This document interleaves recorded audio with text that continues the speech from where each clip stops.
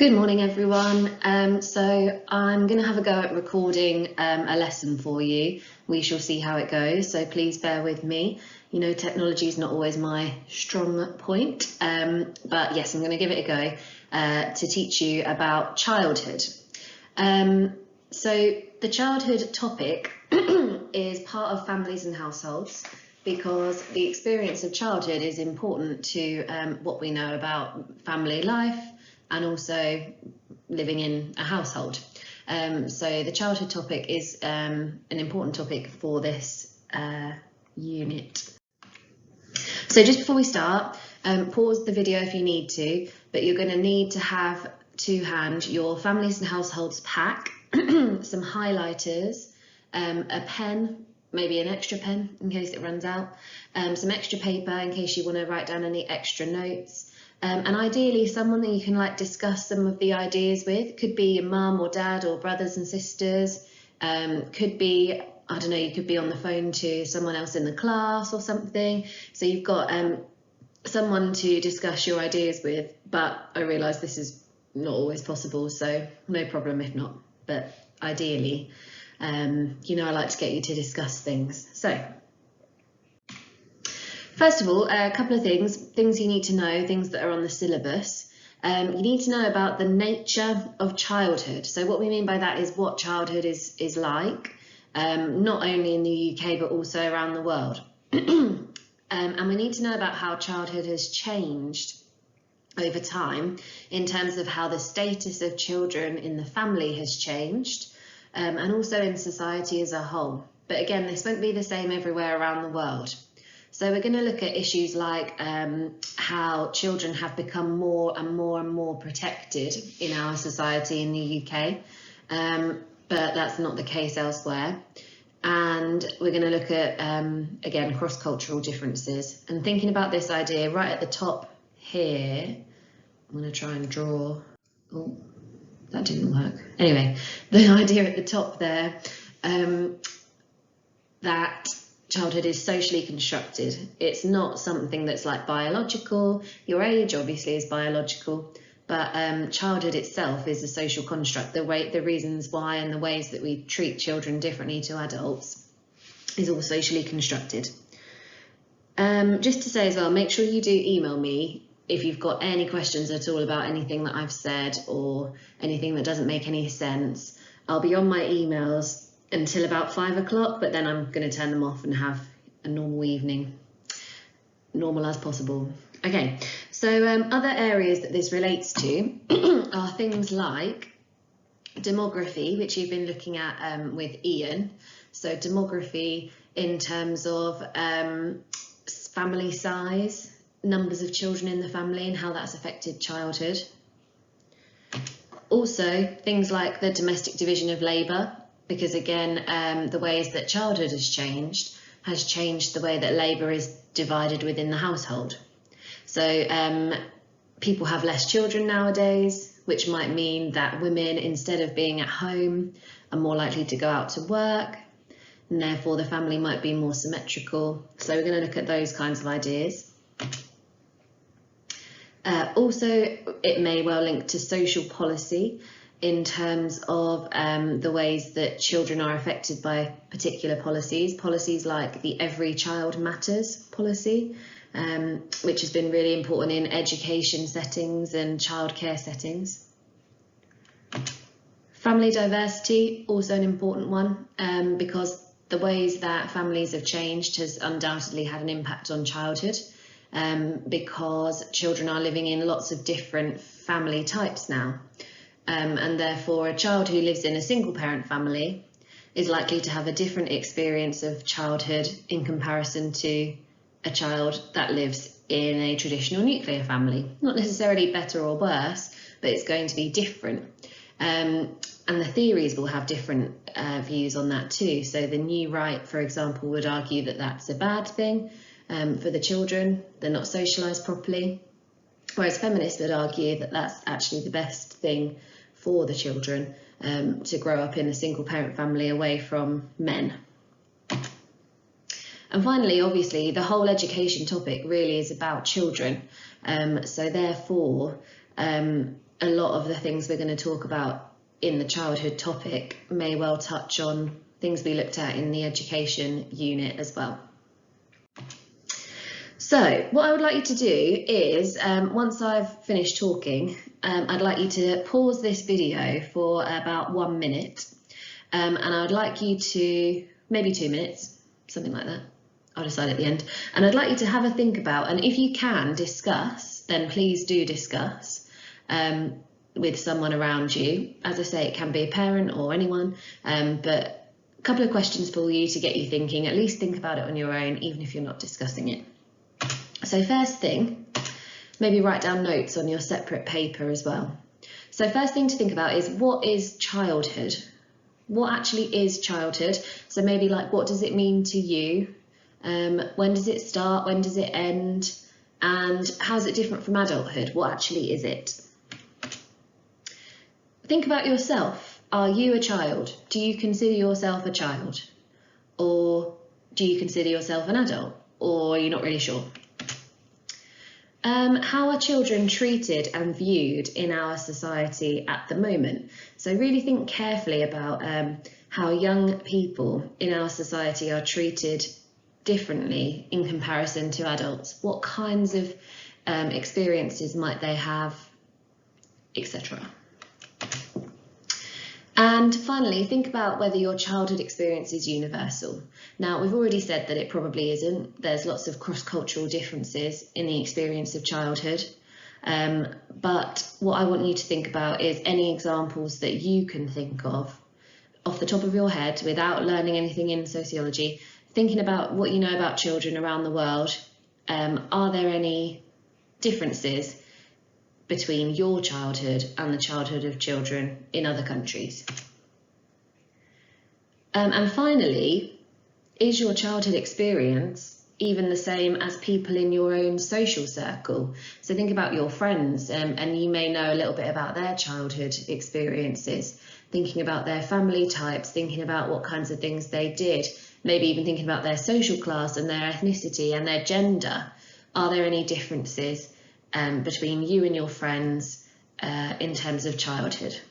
So I'm going to pause my recording, and I want you to pause your video for, give yourself 5 minutes at least to write down some ideas. Keep these questions on the screen and write down some ideas in answer to these questions. Okay, enjoy. Okay, so hopefully you've had a really good think about some of these ideas, and I wish I could hear all your ideas. But unfortunately, we are where we are. If you want to send them to me, then that would be great.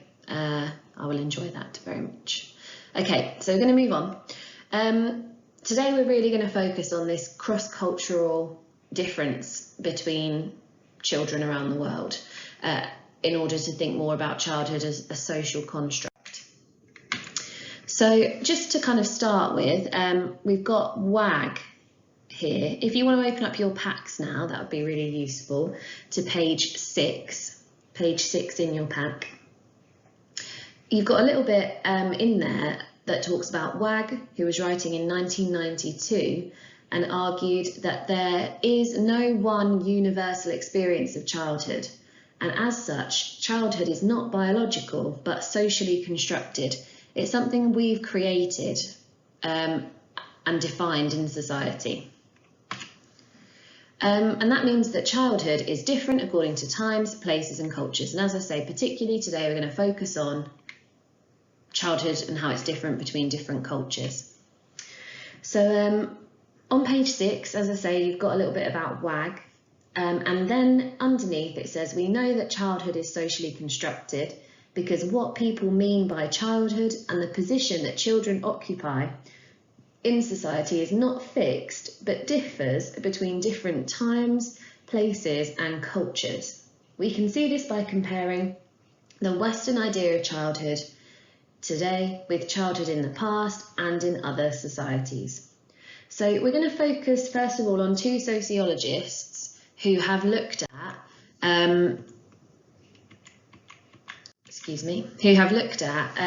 childhood and how it's different around the world. We're going to look at a sociologist called Punch, who did some research in Bolivia, and also Malinowski, who did some research in the Trobriand Islands. So again, I'm going to ask you to pause your video and spend a few minutes, however long it takes, just to read those couple of examples and write down some ideas about how this is different from the modern Western view of childhood, how these children in these different countries, Bolivia and the Trobriand Islands, how are they different from Western childhood? And when I keep saying Western, I mean us and America, Western countries, countries that are similar to us. Okay, pause. Okay, and once you have paused for a couple of minutes and had a go at answering these questions, I've got some kind of statistics and things for you on this slide here. So again, you might want to pause. So Punch found that children in Bolivia are expected to take on work responsibilities in the home and community from around the age of 5.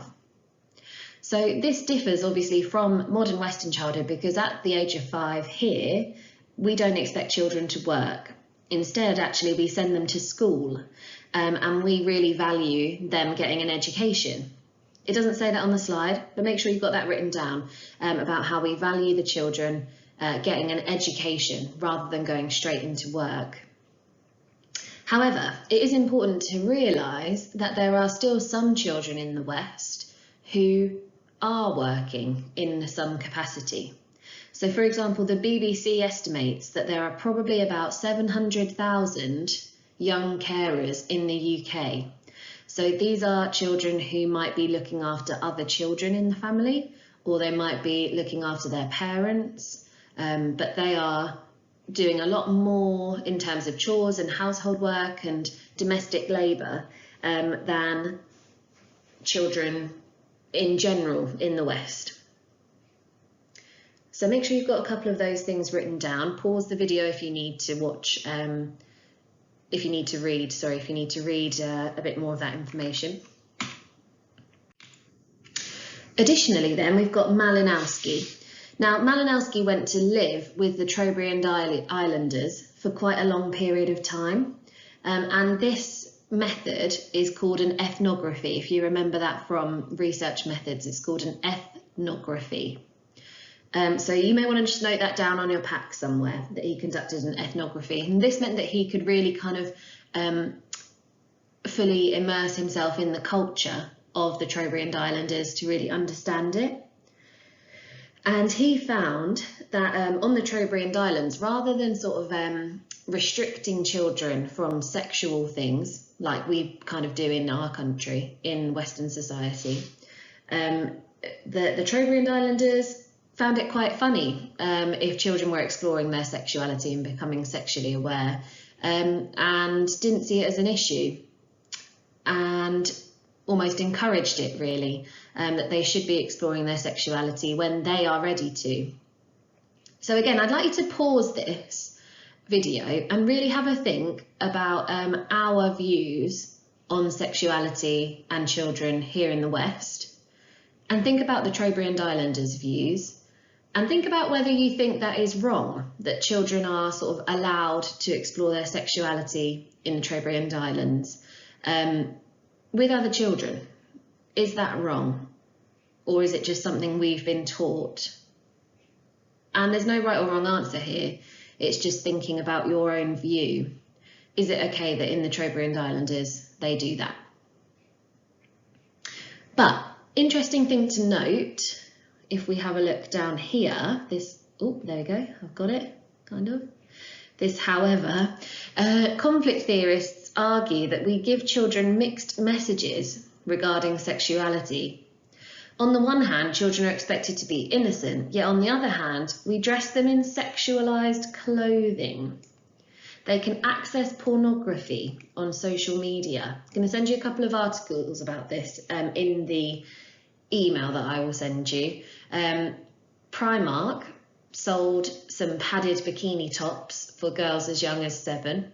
So that's what they mean by sexualized clothing. And also there's an article from a university, which I need to find for you, where they did some research and they found something like, I don't know, most children have seen porn by the time they're 13 or something like that, because they have access to it. They all have phones and the internet and things like that. And finally, the dark side of the family, which is something we'll look at in theories, shows that there is actually a considerable amount of sexual abuse against children in families. So make sure you've got some notes written down there. Now then, you've got some more questions at the bottom of page 6, and I'd like you again to pause this video and have a think for yourself about these questions. And then I'm going to talk through some ideas in a minute, but I'm just going to pause as well and have a quick drink of water. Okay, so these 3 questions. We've got question 1. Why is it a problem to talk about one single experience of childhood in the UK and in the West generally? So hopefully you're kind of thinking of some ideas like we talked about earlier. Well, you hopefully talked about earlier, that even young people in your own friendship group and in your own class, as in your lesson class, they will have a different experience of childhood to you. So it's important that we don't kind of talk too much about the Western view of childhood as the same for everyone. So make some notes on this as I'm talking, but as I say, make sure that we're not talking about the Western view of childhood as exactly the same for everyone, because there are children who are young carers, there are children who might suffer abuse. By the way, you may wish to answer these on your separate paper so that you can write a bit more if you want to. So yes, there are different experiences of childhood, even in the UK. It's not just between different countries. And you may have thought of some other ideas as well. And if you have, then please write them down, because your ideas are just as important as mine. Number 2, why might experiences of childhood vary in the UK? Similar to what we were just talking about, really, that some children are carers, some children suffer abuse. Even just as simple as like boys and girls have different experiences of childhood. So there's one sociologist who we'll come across a little bit later who argues that boys are given a lot more freedom than girls. So for example, they're allowed to stay out later or go out on their own more, things like that. Also, different social class makes a real difference. So I think in the education topic, we watched that documentary called Poor Kids, about the children who are living in real poverty. And of course, that's had a major impact on their childhood, and it will have been very different to children of families who are much richer, that kind of thing. Some children might have childminders and nannies who look after them all the time rather than their parents. So loads of different things to think about. The last question is really interesting.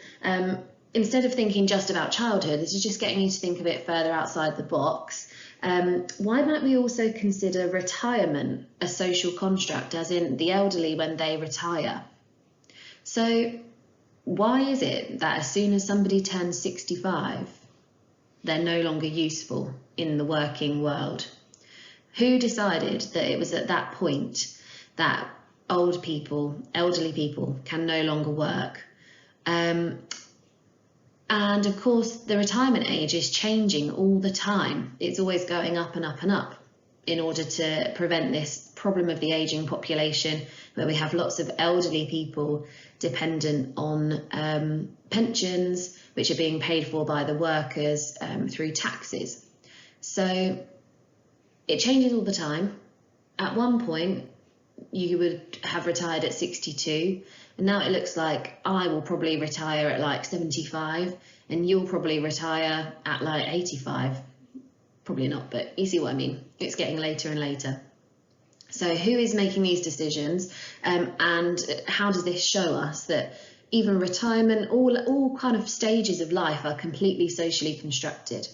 And in other societies, being elderly is actually a sign of the elderly are hugely respected and valued as sort of the most important people in a society. But is that the case in our society, do you think? Do you think old people are valued, or do you think they're seen as a drain on the system?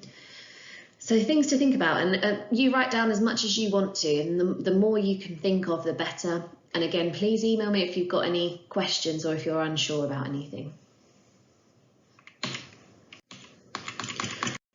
Okay, so there are some very concrete examples of how childhood is different between different cultures, such as the age of consent. So if you have a look at page 7 now in your packs, then we can see very clear differences in terms of the view of children across the world by the age at which they are allowed to give consent to legally have sex.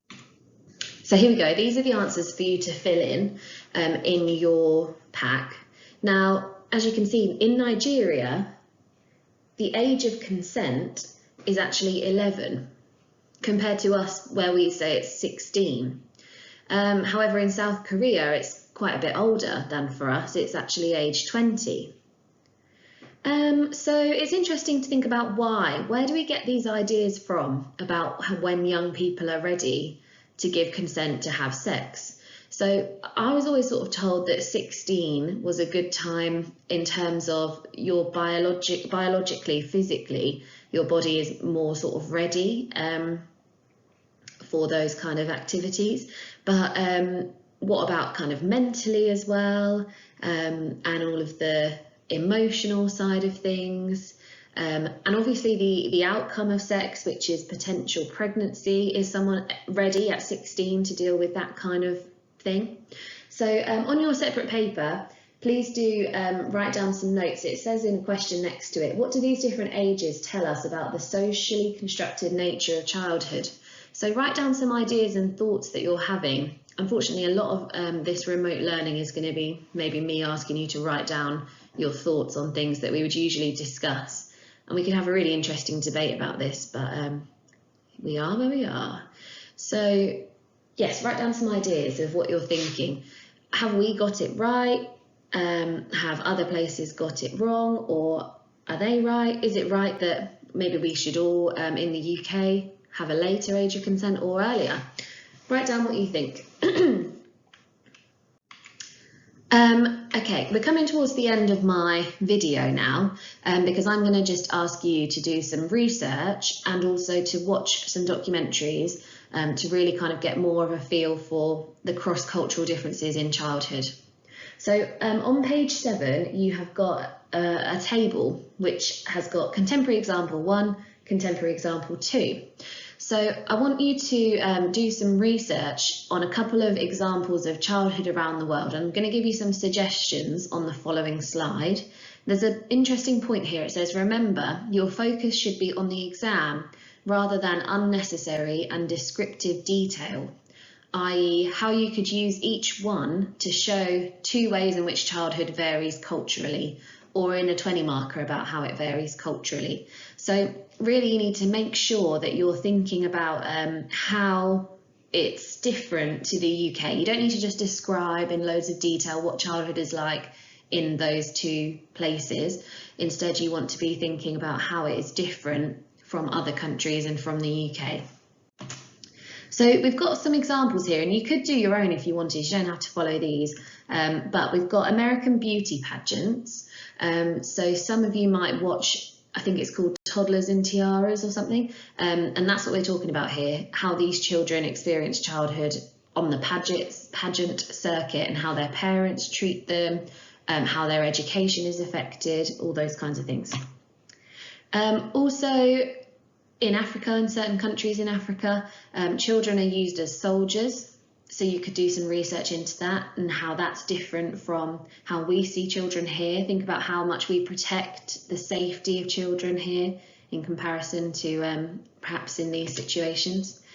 In Mexico, you've got the tunnel kids. Now, these are children who live in tunnels which run between Mexico and America, and they use those tunnels for drug running. And often these children don't have a family, they're often orphans, and there's no system for adopting children or no care system for them in Mexico. I'm telling you all the answers really, so you better go and do some research on it. But find out what it's like to be one of these Mexican tunnel kids. In Japan, so a documentary that I've got for you on a couple of slides, and I'm going to send you in an email, talks about how in Japan children are really sexualized. So that's an interesting one to have a look at. Papua New Guinea. I'm honestly not sure what the difference is on that one. Someone else has put this slide together, so you need to find out. And Tonga, also don't know. The Beng in West Africa, don't know. The Yanomamo, I need to go and do my research as well, so I don't know about those, but you can have a research of any of them if you want to and see what you think in terms of how they're different to the UK and different to other places around the world. Oh, and sweatshop workers. Now that's in lots of different countries around the world, particularly, for example, in like India, children are used and either not paid or paid very, very, very little to work in these sweatshops, and often again it's orphan children that experience that. So make some notes. Things you should be looking at are where it is happening, the education system there, family life, any laws that are specific to children in that country, and the rules on working, like hours and age and all that kind of stuff. So that you could pause on this screen if you wanted to make sure you focus on these things. This is something you can do if you want to, because you might not all have access to this video. The film Lion is about a young boy in India who sort of gets lost, essentially, without giving away too many spoilers. But it's really interesting to look at how childhood is very different in India, and it looks at like orphanages in India and things. And he eventually ends up living somewhere else, I believe Australia. So then again, it's like the massive contrast between what his life would have been like if he'd stayed in India compared to what it was actually like when he eventually lived elsewhere. So really good film. Some of you might have already watched it. It's really, really good film just to watch anyway. But also if you do decide to watch it, maybe on Netflix or something, not sure, I'll have a look. Then make some notes in your pack. However, once you've done your research, I would like you to make sure that you watch at least one of these. Oh no, I didn't mean to, I can't go back on this recording thing, but I'm going to send you the links anyway. So there's a few different documentaries. A lot of them are Stacey Dooley, because I love Stacey Dooley. There's things like mums selling their kids for sex, things like that.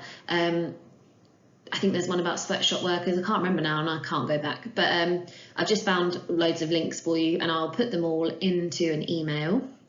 And yeah, just watch as many of those as you've got time for, really. You've got a lot of time on your hands, I would imagine.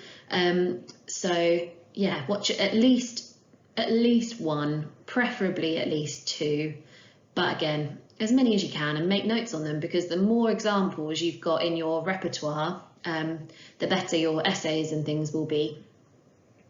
Okay, so I'm going to put some details about exactly what you need to do in an email, but basically you should have followed this PowerPoint with me, made notes in your pack as and when is relevant, done your research, and then watched a documentary, and that is our lesson for today. Thanks, enjoy.